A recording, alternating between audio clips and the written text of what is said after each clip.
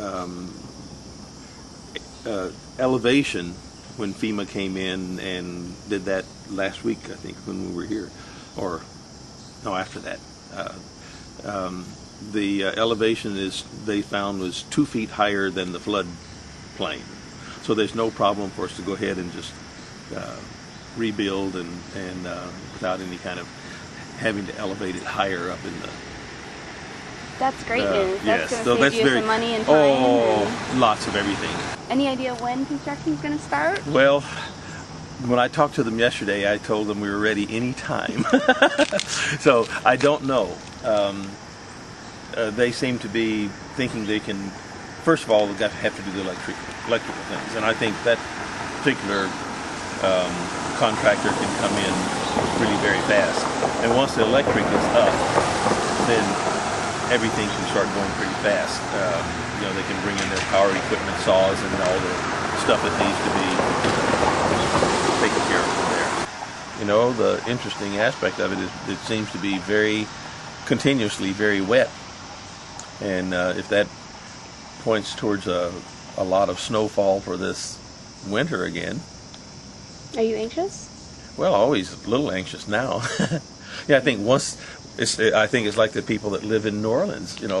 Once the storm has come through, you're always a little concerned about the news reports on the next one, and so not that we can do anything about it.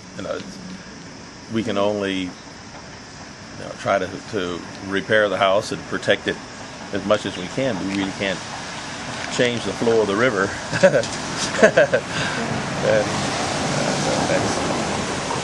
That's part of our next step, I guess, for all of us along this area. Is if they say, well, all the houses are fine, because I'm sure they won't buy the house out if it's above the flood level. Why would they do that if it's the city and FEMA?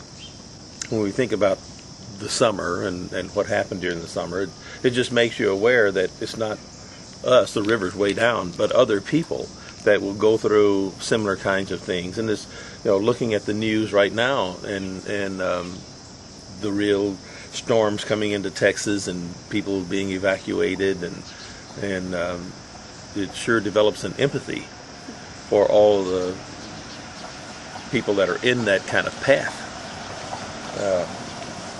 No, I'm not personally concerned, because it's not, we're way out of any kind of storm danger when you look at the height of the river now, and it can rain and rain and rain, and I don't think we'll have the problem that we had back in June. But it doesn't mean it couldn't come again in 2009 or 2010. And I heard your first concert's next Wednesday, is that? The 24th, okay. September 24th, so it's two Wednesdays. 2 Wednesdays. We have a concert in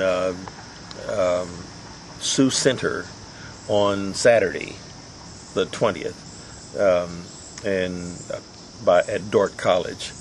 And then we do the same concert there. Then we come back, and then the Wednesday night we have the concert at West High School Auditorium. How much smaller is that than your normal performing space?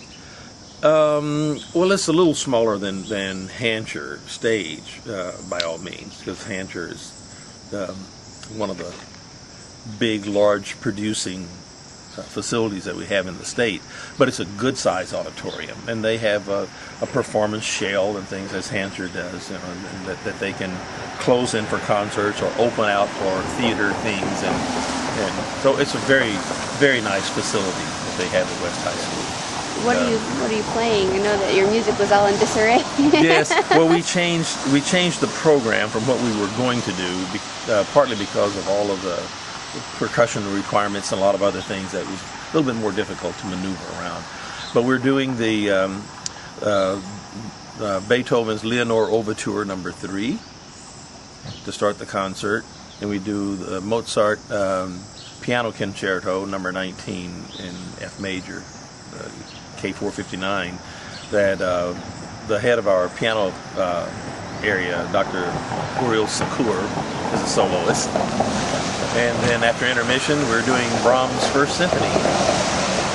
Well, I think it's a wonderful concert, and I just hope that people aren't too confused about locations and things that are so used to coming to Hancher that can also find their way out to West High School.